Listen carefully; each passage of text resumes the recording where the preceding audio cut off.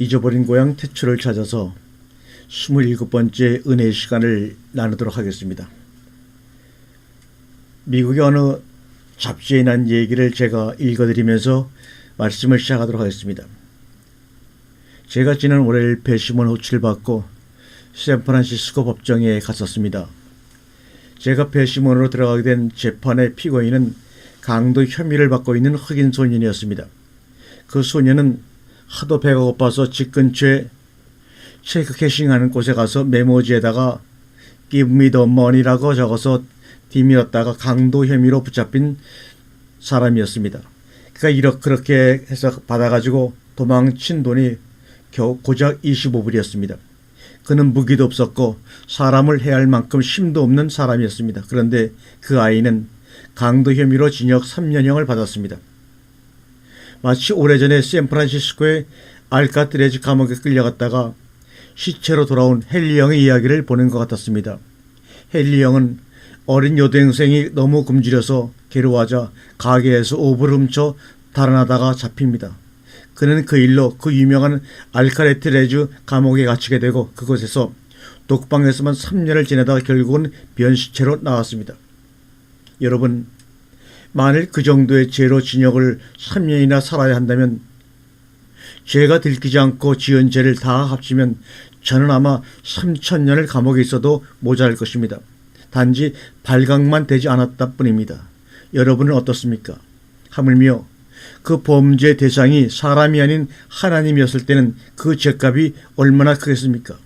그래서 우리는 지금 당장 죽어서 지옥에 간다 해도 아무런 할 말이 없는 것입니다. 우리는 그렇게 선악과를 따먹고 죽을 수밖에 없었던 자들이었습니다. 그런데 이게 웬 은혜입니까? 어느 날 눈을 떠보니 나를 등에 업은 사랑의 하나님께서 생명나무 열매를 내 입에 물려주시며 먹으라고 하십니다. 그리고 간수들을 보내어 우리가 갇혀있던 그 죽음이라는 감옥에서 우리를 이끌어내 주셨습니다. 그게 바로 에덴 동산에 숨어있는 복음의 이야기입니다. 그래서 우리는 어떤 상황 속에서도 기뻐 어쩔 줄 모르는 하나님의 백성이 된 것입니다.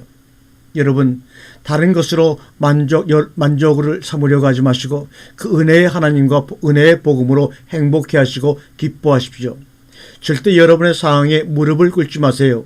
그리고 여러분을 괴롭히고 무시하고 안하무인으로 대하는 자들을 오히려 측은히 여기세요. 그들은 그렇게 여러분을 연단하고 성숙시킨 데 잠시 쓰이다가 지옥불에 떨어질 인간들인 것입니다. 그들을 미워하지 마십시오. 불쌍한 자들입니다. 우리를 위한 소모품들입니다. 그러한 소품 때문에 여러분의 거룩에 흠집을 내지 마시기를 바랍니다. 허허, 웃어주십시오. 여러분들은 보석이니까요. 여러분이 주인공입니다. 조금 의아하시겠지요. 화가 만들어진 사건이 어떻게 구속사와 관련이 있는가? 그럼 지금부터 어떻게 아담의 갈빗대로 화를 만드시는 이야기가 선악과 이야기와 동일한 틀 속에서 이해가 되는지 우리 한번 깊게 들어가 보도록 하겠습니다. 먼저 본문 18절을 보시기 바랍니다. 여호와 하나님이 가라사대 사람의 독주하는 것이 좋지 못하니 내가 그를 위하여 돕는 배필을 지으리 하시니라. 주 하나님이 말씀하셨다. 남자가 혼자 있는 것이 좋지 않으니 그를 돕는 사람 곧 그에게 알맞은 짝을 만들어 주겠다. 여기서 보시면 좋지 못하다라는 말이 나오죠. 그 말의 히브리 원은 로토브입니다. 선하지 못하다 이 말입니다. 그 토브라는 단어는 보시기에 좋았더라 해서 처음 쓰인 단어라고 말씀드렸습니다. 그러니까 지금 하나님께서 아담에게 아담을 돕는 배필을 만들어 주시는 사건은 하나님께서 인간이 선악과를 먹음으로 선이 깨어져 버린 상태, 로토브, 보시기에 좋지 못하니 어떠한 방식으로 다시 선하게 만드실 것인가를 그 내용으로 담고 있는 것입니다. 하나님께서 선악과를 따먹으면 정령 죽게 될 것이다. 다른 말로 선이 깨질 것이다 라고 말씀하신 그 언약 바로 다음에 로토브, 선하지가 못하다라는 단어가 나온 것을 유념해서 보시면 이해가 쉽게 될 것입니다. 그런 후에 더 구체적으로 3장에서 인간이 뱀의 유혹으로 타락을 하는 이야기와 그 타락을 어떻게 회복시킬 것인가를 언약하시는 3장 15절의 원시복음이 등장하게 되는 것입니다. 먼저 오늘 본문의 내용을 머릿속으로 그림으로 한번 그려보시기 바랍니다. 하나님께서 아담을 만드시고 보기에 참 좋으셨습니다. 그런데 아담이 홀로 독초하는 것이 좋아 보이지 않는다고 하십니다. 그래서 하나님께서는 아담을 잠들게 하시고 그의 옆구리를 통해 갈빗대안을 뜯어내십니다. 그리고 그 뼈로 여자를 만드십니다. 그리고는 남자를 여자에 보내어 연합시켜서 하나로 만들어 버리십니다. 인류 최초의 결혼의 모습입니다. 지금 우리가 그려보았던 그림, 남자가 자고 있는데 그 남자의 옆구리를 뚫고 갈비뼈가 뜯겨지고 여자가 만들어졌고 하나님은 그 남자를 그 만들어진 여자에게 보내셔서 하나로 연합시키신 그 그림, 우리가 한번 이와 같은 그림을 신약에서 한번 찾아보겠습니다. 성경에서 잠을 잔다는 것은 육신의 죽음을 의미합니다. 신약에서 자신의 신부의 탄생을 위해 옆구리가 뚫려 죽었던 신랑이 있었습니다. 그런데 그 신랑은 부모를 떠나 신부에게로 내려가 연합을 하는 사람입니다. 누구일까요? 신부인 교회를 탄생케 하기 위하여 하나님 아버지를 떠나 이 땅에 내려오셔서 자신의 죽음을 통하여 옆구리에서 물과 피를 모두 쏟으시고 자기의 신부와 연합하신 분, 바로 예수 그리스도입니다. 잘 생각해 보세요.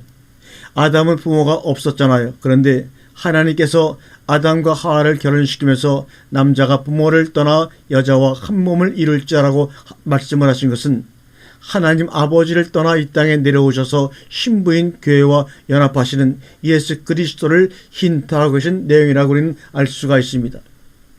이렇게 잠자는 신랑 아담으로부터 신부인 여자를 만들어내신 오늘 본문의 이야기는 하나님께서 선악과를 따먹고 선악을 알게 되어 참된 선을 깨버림으로 보시기에 좋지 못한 상태를 만들어버린 로토부, 인간들을 예수 그리스도의 죽으심을 통하여 다시 보시기에 좋은 토부의 상태로 만드실 것인가를 그림으로 보여주시는 이야기라고 말씀드릴 수가 있습니다. 자, 이제는 그럼 그 증거를 제가 여러분에게 되어드리겠습니다.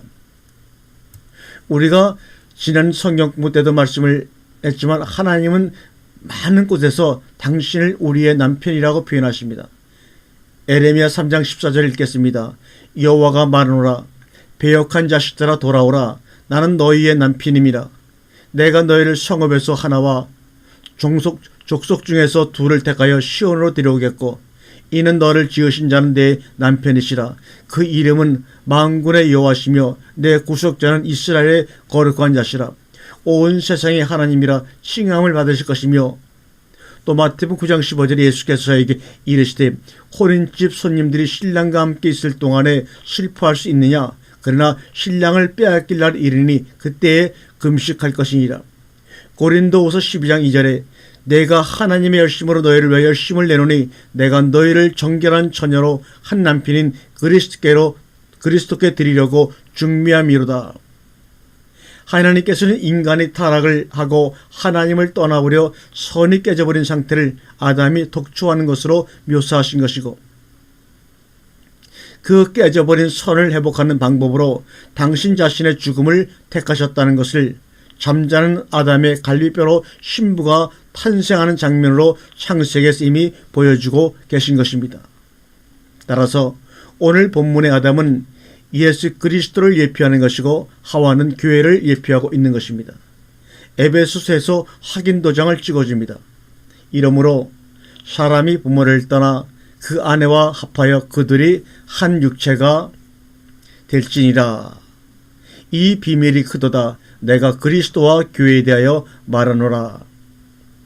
오늘 본문인 창세기 언어를 그대로 인용해서 그리스도와 교회를 설명하고 있죠. 우리가 여기서 아울러 알아둘 것은 교회인 여자는 절대 자신의 요구나 노력으로 태어나지 않았다는 사실입니다.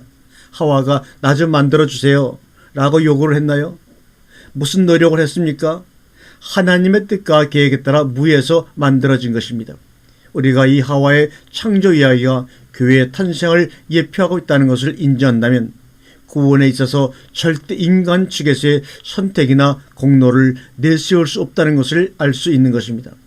그러니까 알메니안주의나 웨슬리안의 교리는 완전히 잘못된 교리를 가지고 있는 것이죠. 이렇게 창세기 2장의 내용은 예수 그리스도로 말미암아 하나님의 생명을 받아 영원한 생명을 누리며 살게 될 교회를 향한 하나님의 의지와 언약이 조금씩 더 구체적이며 점층적으로 설명되어지고 있는 것입니다. 에베소 1장 23절의 말씀을 한번 읽어보겠습니다. 교회는 그의 몸이니 만물 안에서 만물을 충만케 하시는 자의 충만이라. 다른 번역으로 읽어보겠습니다. 교회는 그리스도의 몸이요 만물 안에서 만물을 충만케 하시는 분의 충만함입니다. 교회는 예수 그리스도의 충만함입니다. 예수님은 교회가 없이는 충만하지 않으시기로 작정하신 것입니다. 그러니까 교회가 없이는 예수 그리스도가 독초하는 모습이 되는 것입니다. 그런데 또 한 가지 아주 중요한 사실이 오늘 본문에 들어가 있습니다. 한번 그 신부인 교회는 오직 예수 그리스도에게서 나온 자들이야만 한다는 것입니다. 다른 길은 없습니다. 그래서 하와가 굳이 아담의 갈빗대로 만들어진 것입니다. 다른 재료들도 많은데 왜 굳이 사람의 내장을 헤집고 뼈를 꺼내어 여자를 만드십니까? 그것은 바로 예수 그리스도와 교회의 탄생이 어떠할 것인지를 미리 보여주신 것입니다. 하나님의 백성인 교회가 꼭 예수 안에서만 나와야 한다는 사실은 오늘의 본문 문맥 속에서도 확실하게 나타나 있습니다. 성경을 주의 있게 보신 분들은 오늘 본문을 읽으시면서 조금 석연치 않은 문맥을 발견하셨을 것입니다. 뭐냐?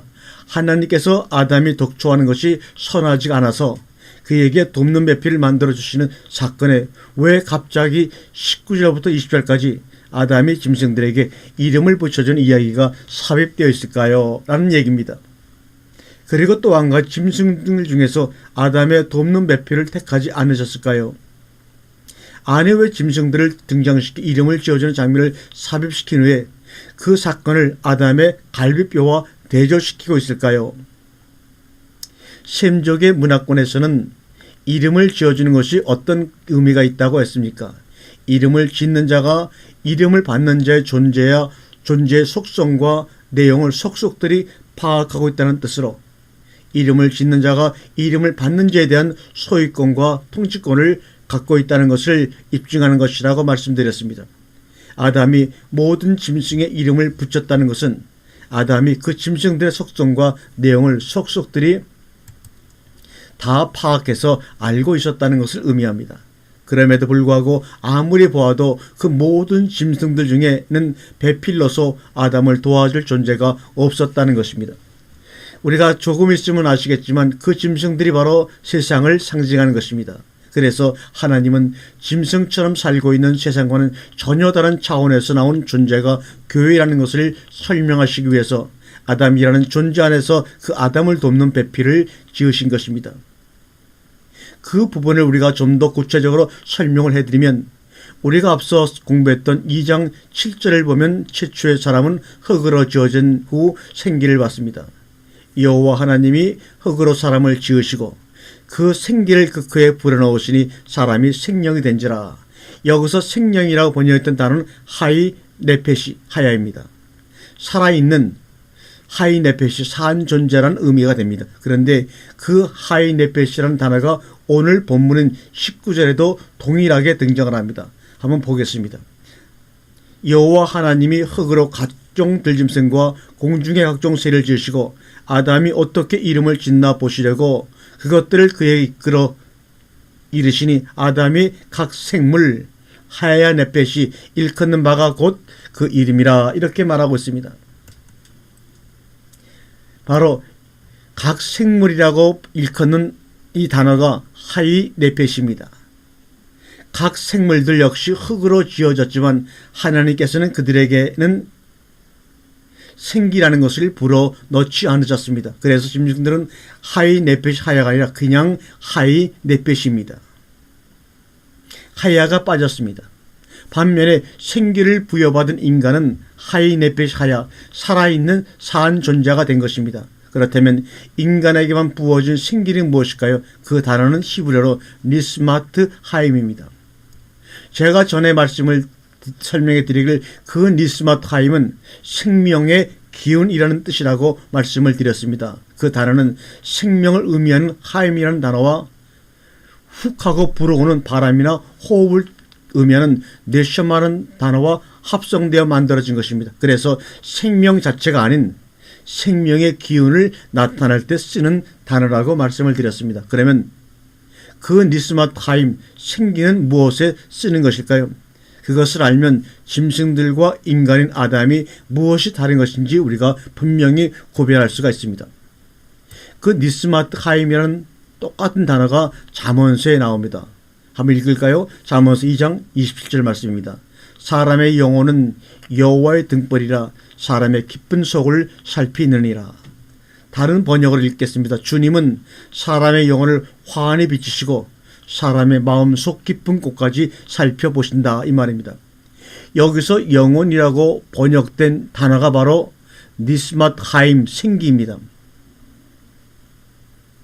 사람의 생기는 여호와의 등불이라 이런 말입니다. 니스마트 하임이 무엇을 하는 기능이라고 되어 있습니까? 사람의 깊은 속을 살피는 것입니다. 거기서 사람의 속이라고 번역했던 단어가 바로 베덴입니다. 그 단어는 자궁, 생명이라는 뜻입니다. 따라서 니스마트 하임은 생기는 생명을 알아보고 생명을 지각하는 어떤 것을 의미하는 것입니다. 이해가 되시죠? 그러니까 창세기 2장 7절에 생기를 받은 생명이 의미하는 말은 짐승들에게는 주어지지 않는 생명의 기운을 받아 생명을 감지하고 생명을 알아볼 수 있는 존재라는 뜻이 되는 것입니다. 그러면 쉽게 말해서 성령 아닙니까? 아닙니다. 에스겔서에서 나오는 마른 뼈들에게 들어간 생기는 성령이 맞습니다. 거기서 생기라고 번역했던 단어는 바로 르하우입니다. 그 단어는 우리가 공부했듯이 창세기 1장 2절에 나오는 하나님의 신이라는 단어와 동일한 단어입니다. 그러나 창세기 2장에서의 생기와 에스겔 37장에 나오는 마른 뼈들에게 들어간 생기는 완전히 다른 단어입니다. 좀 더 확실한 증거는 70인역과 신약 성경도 첫사람 아담을 성령의 사람으로 부르지 않았다는 사실입니다. 구약 성경의 헬러 번역본 70인역은 창세기 2장 7절을 생명이라는 단어를 헬라어 푸시켄 조산으로 번역을 하고 있습니다. 푸시켄 조산. 그 푸시켄 조산은 성령을 의미한 헬라어 퓨누마와는 완전히 다른 단어입니다.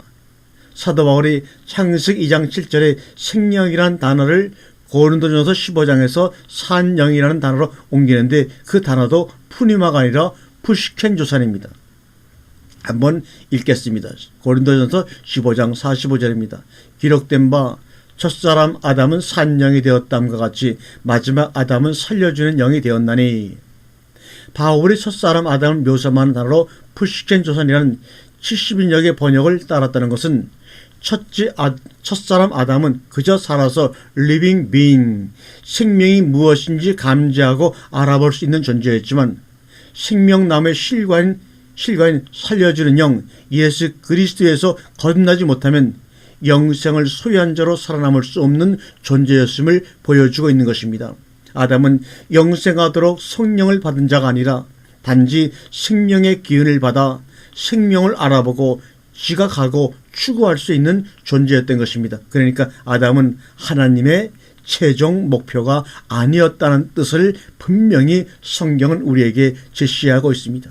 그런데 인간이 타락함으로 하나님의 은혜가 떠나자 인간은 그 생명의 기운마저도 잊어버렸습니다. 그래서 모든 인간들은 생명의 주관자이시며 생명의 근원이신 하나님을 알아볼 수 없는 자들이 되고 만 것입니다. 하나님은 그렇게 생명을 알아보고 지각할 수 있는 생명의 기운 니스마트 하임을 인간에게 주심으로 그럼에도 불구하고 생명을 차버린 인간에게 죄책을 물으실 수 있는 근거를 마련하신 것이고 타락하여 죄를 지은 인간들에게 이제는 생명의 기운 정도가 아닌 생명이신 하나님 자신을 부여해 주심으로 영원한 하늘나라의 백성으로 만들어 주실 것임을 창세기부터 계속해서 언약으로 우리에게 보여주고 계신 것입니다. 그러니까 성경이 말하는 첫사람 아담은 생기, 니스마타임, 생명을 알아볼 수 있고 감지할 수 있는 기운을 받아서 생명을 알아볼 수 있고 감지할 수 있고 추구할 수 있는 존재였고, 나머지 짐승들은 생명이 무엇인지 알아볼 수도 없고 감지할 수도 없으며 그 생명을 추구할 수도 없는 존재들이었다는 것입니다. 살아있는 사람과 짐승의 차이를 이제는 정확히 아시겠죠. 왜 성경이 예수 그리스도로 말미암게 될 교회의 탄생을 예표하는 하와 창조 사이에 갑자기 짐승들을 등장시키고 아담이 그 짐승들의 이름을 짓는 장면을 삽입시켜 놓았는지를 아실 것입니다. 예수 그리스도의 신부인 교회는 하나님을 알아볼 수도 없고 그분이 주시는 생명을 추구할 수도 없는, 세상과는 완전히 다른 예수 그리스도 안에서 하나님을 알아보고 하나님이 주시는 생명을 추구하며 땅에서 눈을 들어 하늘을 바라보는 자들이라는 것을 미리 보여주고 있는 것입니다. 우리 교회는 예수 그리스도로 말미암아 새롭게 탄생된 사람들이기 때문에 하나님의 생명을 알아보고 지각할 수 있는 자가 되었습니다. 아니, 예수 그리스도께서 우리의 남편이 되셔서 우리와 연합해 주신 것입니다. 그래서 예수 그리스도와 내가 감히 동등한 위치에 올라서게 된 것입니다. 본문 18절에 나오는 돕는 배필, 에제르 크나그토는 그에 상하는 도움 혹은 그에 상하는 돕는 자라는 뜻을 가지고 있습니다. 그 말은 하나님께서 교회를 하나님의 아들이신 예수 그리스도에 상하는 존재로 보아주시겠다는 것을 우리에게 말씀하고 있는 것입니다. 그렇다면 예수라는 신랑 안에서 나온 예수의 갈비뼈로 만들어진 교회는 분명 예수 그리스도의 성분과 속성을 지니고 있어야 하죠. 창세기 23장 2장 23절과 24절에 보면 아담이 가로되 이는 내 뼈 중에 뼈요 살 중에 살이라. 이것을 남자에게서 취하였은즉 여자라 칭하리라니라. 이러므로 남자가 부모를 떠나 그 아내와 연합하여 둘이 한 몸을 이룰지로다. 성경은 분명 교회는 짐승들과 달리 예수 그리스도 안에서 나온 예수 그리스도의 살 중에 살이요 뼈 중에 뼈라고 기록을 하고 있습니다. 그렇기 때문에 교회는 예수 그리스도의 삶의 원리인 십자가의 삶을 추구해야 하며 자기를 비우고 하나님과 원수들의 유익을 구하신 예수 그리스도의 자기 부인의 삶을 살도록 되어 있는 것입니다. 왜냐하면 예수 그리스도와 교회는 성분이 같기 때문입니다. 비록 성숙의 정도가 다르긴 하지만 우리의 세계관과 가치관이 정말 이 세상의 심의 원리와는 정반대의 십자가의 삶의 원리로 바꾸어 있는가? 우리는 우리 자신을 한번 돌아보아야 합니다. 정말 우리가 하늘의 생명을 알아보고 지각할 수 있는 존재들이라면 우리들에게서 예수 그리스도의 성품이 나와야 하고 적어도 그러한 삶을 위한 분투가 우리의 삶 속에 있어야 한다는 것입니다. 만일 전혀 그렇지 못하다면 우리는 여전히 짐승입니다. 이사야서 1장 3절에 소는 그 임자를 알고 나귀는 주인의 구의를 알건만은 이스라엘은 알지 못하고 나의 백성은 깨닫지 못하는도다 하셨도다. 주님이 말씀하고 있지 않습니까? 하나님을 말씀하십니다. 소나 나귀도 주인을 알아보는데 하나님을 떠난 타락한 인간은 하나님과 그분께서 주시는 하늘의 생명에 대해 전혀 알아보지 못하더라는 이야기입니다. 그들은 생기, 니스마타임, 일 없는 그저 흙이기 때문에 생명을 알아보지 못하고 생명을 추구하지도 않습니다. 그들은 그저 흙으로서 흙에 속한 것, 다른 말로 땅에 속한 것에만 관심이 있습니다. 마치 타락한 짐승이 뱀이 흙 속에서 흙만 먹으며 살도록 하나님께 저주를 받은 것처럼 이 땅에 수많은 인간의 모습을 하고 있는 짐승들이 흙 속에서 흙이 주는 것들로만 배를 불리며 살고 있는 것입니다. 그래도 세상 사람들도 착하게 사는 사람들 많은데요. 이렇게 생각하시는 분이 계실지도 모릅니다. 아닙니다. 생명을 알아보거나 지각하지 못하고 그 생명을 추구하지도 않고 생명을 원하지도 않는 세상 사람들이 하는 모든 일들은 다 저주받아 행하는 일인 것입니다. 아무리 그들이 하는 일이 이 세상의 윤리와 도덕의 잣대로 지었을 때 한없이 선하고 훌륭한 일처럼 보인다 할지라도 그것은 모두 저주받은 흙의 일인 것입니다. 누가복음 17장 26절과 30절에 우리에게 이렇게 말씀하고 있습니다. 노아 시대에 일이 벌어진 것과 같이 인자의 날에도 그러할 것이다. 노아가 방주에 들어가는 날까지 사람들은 먹고 마시고 장가하고 시집가고 하였는데 마침내 홍수가 나서 그들을 모두 멸망시켰다. 롯의 시대에도 그와 같은 일이 벌어졌습니다. 사람들이 먹고 마시고 사고 팔고 나무를 심고 집을 짓고 하였는데 롯이 소돔에서 떠나는 날에 하늘에서 불과 유황이 쏟아져 내려서 그들을 모두 멸망시켰다. 인자가 나타나는 날에도 그러할 것이다. 여기서 보시면 멸망의 날에 멸망받은 사람들이 하던 일이 전부 우리의 일상이라는 것을 알 수 있습니다. 먹고 마시고 시집가고 장가가는 것이 뭐가 나쁜 일입니까? 그런데 왜 그들이 멸망의 물과 멸망의 불 속으로 떨어졌습니까? 생명이 없었던 것입니다. 생명이 없는 자들은 지 아무리 선하게 보인다고 보이는 일을 한다 할지라도 그 모든 것들을 전부 자기 자신의 자랑과 높임을 위해 하기 때문입니다. 그러나 생명을 알아보고 자각하며 생명을 추구하는 사람들이 이 흙의 세상에서의 높아짐이나 흙에 속한 사람들로 받는 찬사나 인기를 배설물처럼 여기며 살게 되는 것입니다. 그들에게는 이제 생명이신 성령이 들어오셨기 때문입니다. 그리스도의 신부들은 그렇게 이 땅에서 오로지 흙만 쳐다보던 삶에서 돌이켜 생명을 추구하는 십자가의 삶 속에서 지어져 나가는 것입니다. 로마서 4장 25절의 말씀이 그것을 말씀하고 있습니다. 예수는 우리의 범죄함을 위하여 내어줌이 되고, 이게 선악과 나무입니다. 또한 우리를 위하여 살아나셨느니라. 이것이 바로 생명나무입니다. 그 결과 이제는 우리가 선악나무가 사라진 생명나무만 있는 하나님의 나라가 완성이 된 것입니다.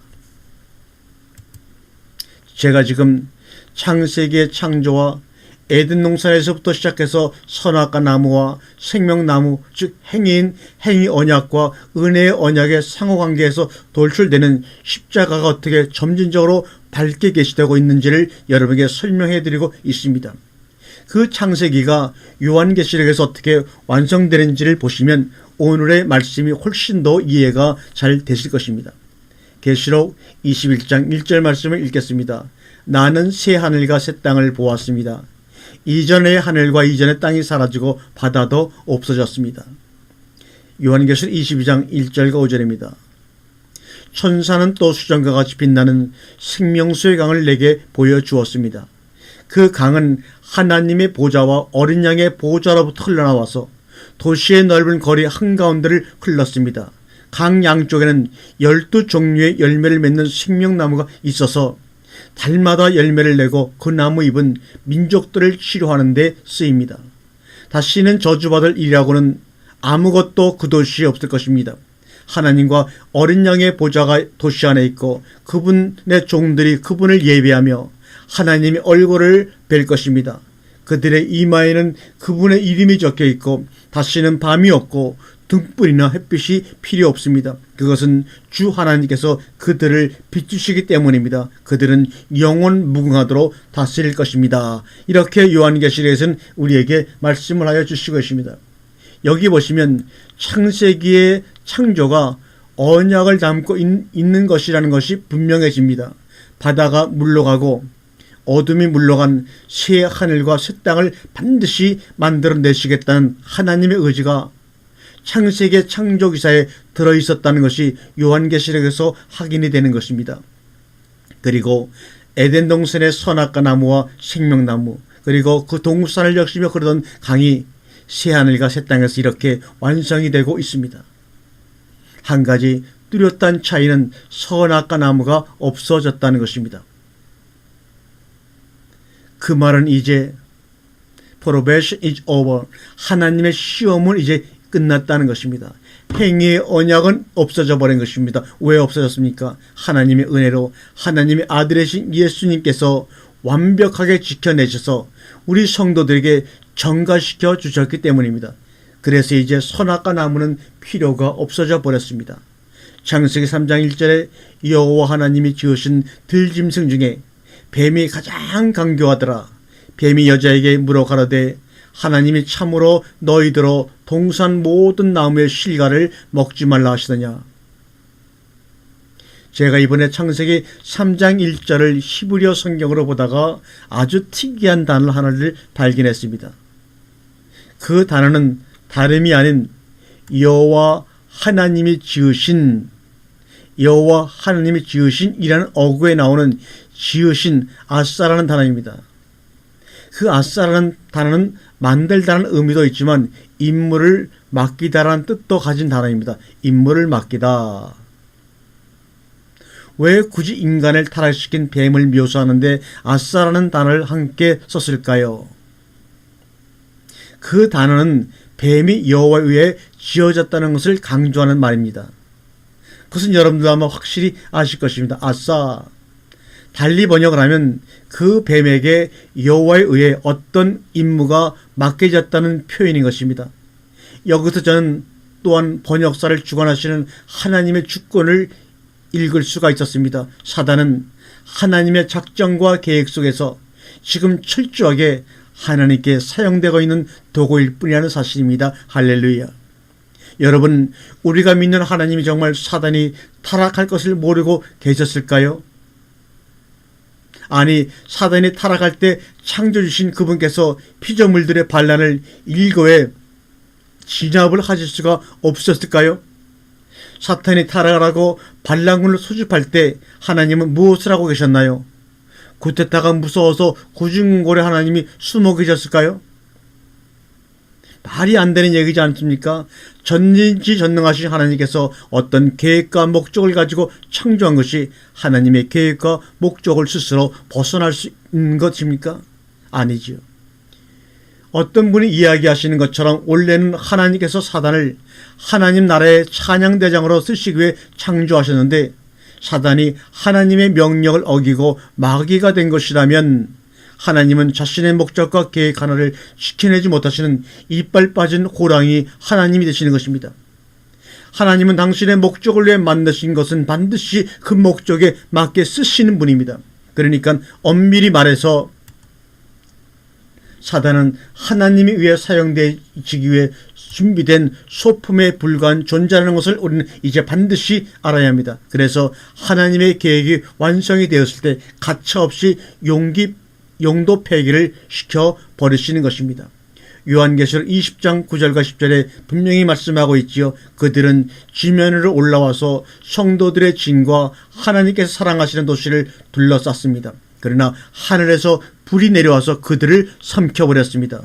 그들을 미혹하던 악마도 불과 유황의 바다로 던져졌는데 그것은 그 짐승과 거짓 예언자들이 있는 곳입니다. 거기에서 그들은 영원히 밤낮으로 고통을 당할 것입니다. 요한계시록 20장에서 마귀를 유황못에 던질 수 있으신 분이 사단이 반란을 일으켰을 때 바로 유황못에 던지지 않으시고 인간까지 타락하게 만드신 이유가 뭡니까? 그리고 이 역사 내내 인간들 미혹하게 하고 괴롭히게 놔두신 이유가 뭡니까? 이제는 망설이지 말고 이 질문에 분명한 하나님의 답을 가지고 우리 역사를 살아가야 합니다. 하나님은 지금 하나님의 은혜를 쏟아부어 겨우 즉 생명의 기운을 가지고 생명을 지각하고 알아보고 추구할 수 있는 존재 정도가 아닌 영원한 생명을 소유하고 영원히 당신과 함께 살 하나님의 백성을 만들어내시기 위해 사단을 사용하고 있는 것이고 사단의 타락과 인간의 타락을 허락하고 계시는 것입니다. 여기서 우리가 그 하나님의 깊은 속을 모르기 때문에 이런 교리 저런 교리를 만들어내가지고 우리가 얼마나 미혹당해 왔는지 모릅니다. 우리는 이런 하나님의 뜻을 우리는 진정 알 수 없다고 고백하고 그분의 뜻을 이루어 주시기를 간절히 바라는 마음으로 그분을 사모하는 것이 바로 피조물의 바른 자세가 아닌가 생각이 듭니다. 그래서 본문 1절에 하나님께서 지으신 뱀 아싸라는 단어가 등장하는 것입니다. 그렇다고 하나님을 죄의 조성자라든가 악의 조성자로 보시면 안 됩니다. 우리가 선과 악에 대한 개념을 정리를 잘 해두지 않으면 하나님을 죄와 악의 조성자로 몰아붙일 수가 있습니다. 따라서 우리는 선과 악에 대한 개념 정리를 잘 해두어야 합니다. 곰곰이 생각해 보자고요. 하나님께서 인간이 타락을 하기도 전에 이미 선악과를 만드셔서 인간에게 주셨다는 것은 인간이 타락을 하기 전에 선과 악의 개념이 있었다는 것입니다. 인간이 창조되기 전부터 선과 악의 개념이 있었다는 것은 선과 악이라고 하는 것은 도덕적이며 윤리적인 행위이기 전에 보다 근원적인 정의에 의해 이해되어져야 한다는 것을 의미합니다.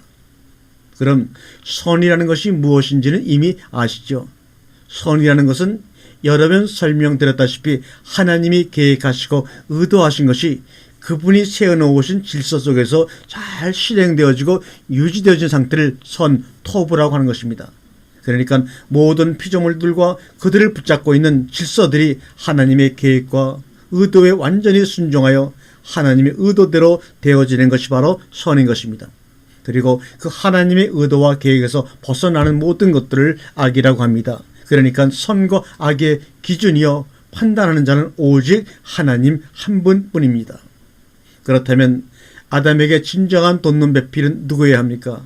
여기 창세기에 돋는 배필이라고 쓰인 단어는 에젤이라는 단어와 똑같은 단어가 시편 115편에 나옵니다. 한번 읽겠습니다. 이스라엘아 여호와를 의지하라. 그는 너희 도움이시여 너희 방패시로다.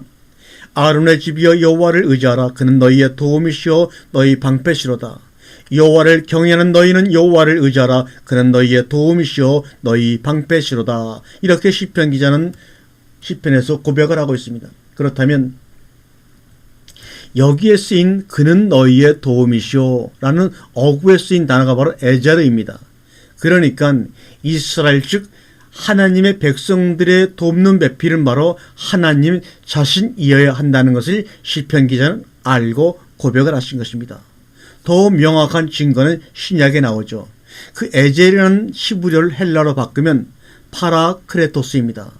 그 단어를 신약에서 찾아볼까요? 요한복음 14장 16절입니다. 내가 아버지께 구하겠으니 그가 또 다른 보혜사를 너희에게 주사 영원토록 너희와 함께 있게 하시니 여기서 보혜사라고 번역된 단어가 바로 파라크레토스 에제르입니다. 영어 성경에는 카운셀러, 헬퍼라고 번역이 되어 있죠. 그러니까 창세기 2장의 돕는 배필은 성령이 하나님이셔야 했던 것입니다. 주님의 말씀대로 하나님의 백성들을 영생으로 이끌 수 있는 유일한 돕는 배필은 진리의 영이신 성령 하나님 한 분뿐이십니다. 생명나무 실과를 향한 인간 측의 모든 시도와 노력은 다 허사입니다.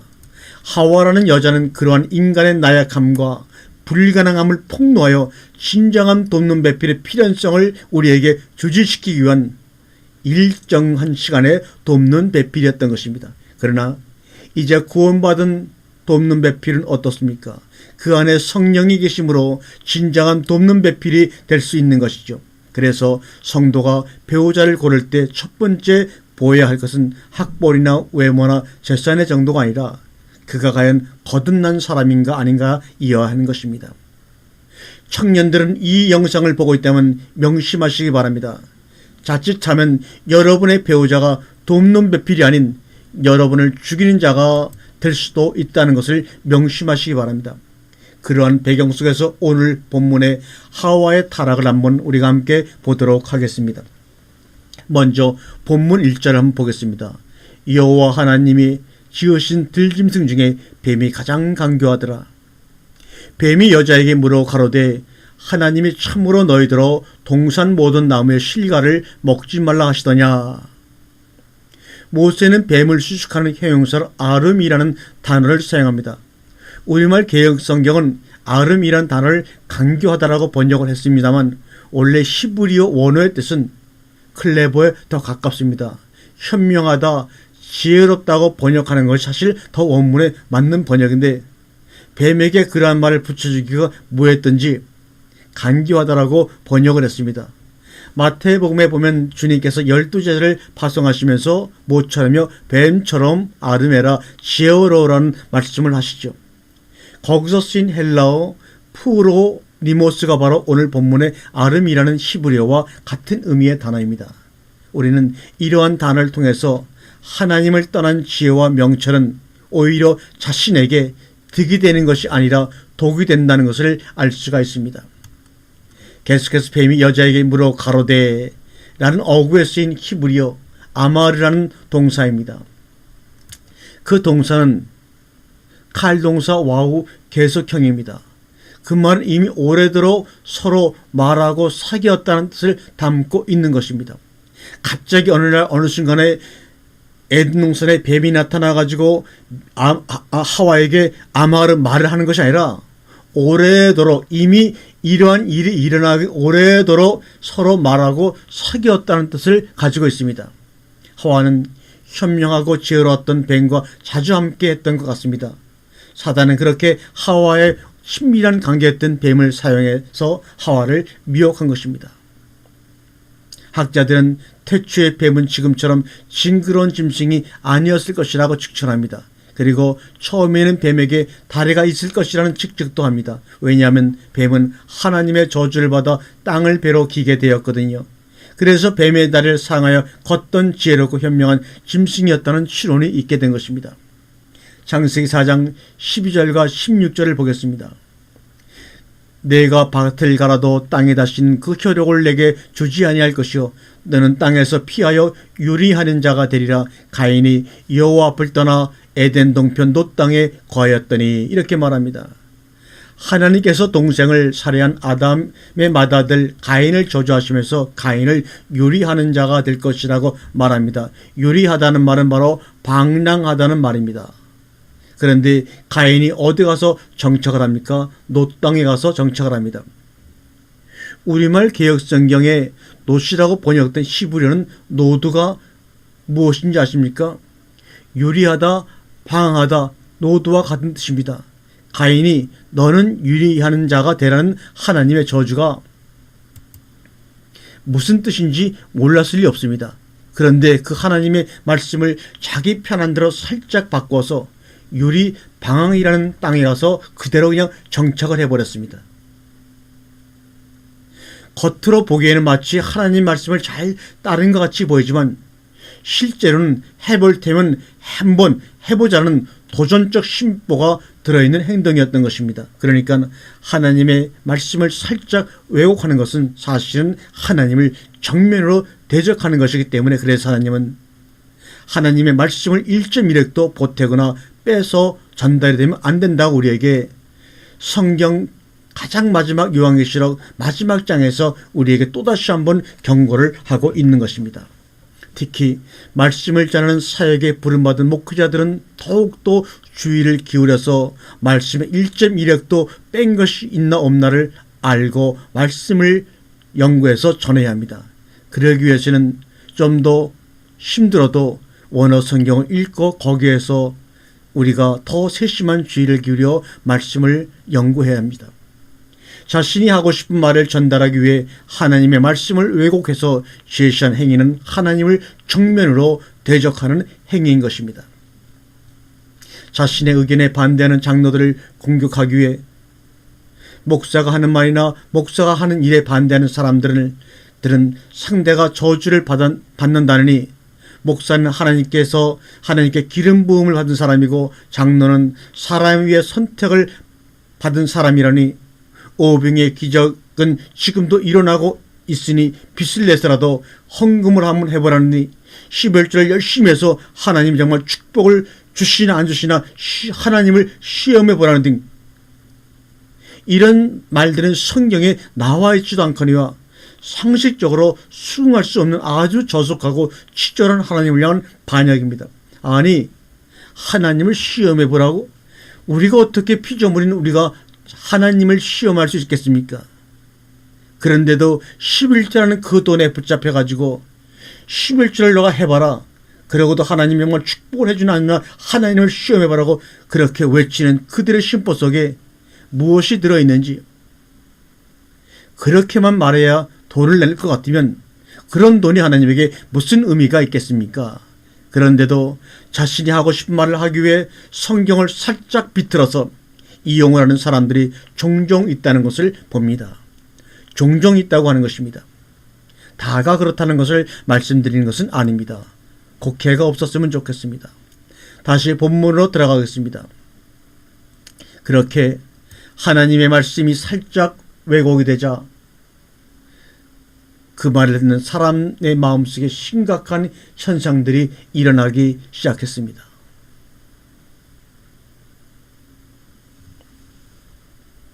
창세기 3장 2절과 3절의 말씀을 한번 보겠습니다.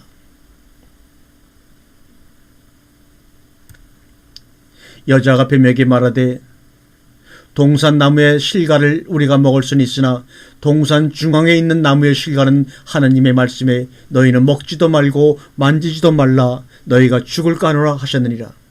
사단이 하나님의 말씀을 살짝 왜곡해서 하나님의 과격성과 엄격함과 극단성을 의심케 하자 하와가 금방 넘어와서 하나님에 대한 섭섭함을 표시합니다. 아담은 하나님 아담에게 선악과를 먹지 말라고만 말씀하셨는데 하와는 하나님께서 만지지도 말라고 했다고 하나님의 말씀에 자신의 섭섭한 마음을 첨가하여 하나님의 포악함과 가격함을 토로합니다. 언제 하나님이 만지지도 말라고 하셨습니까? 일단 인간이 그렇게 하나님을 의심하기 시작하자 겁이 없어집니다. 거기에 3절에 명확하게 기술되어 있습니다.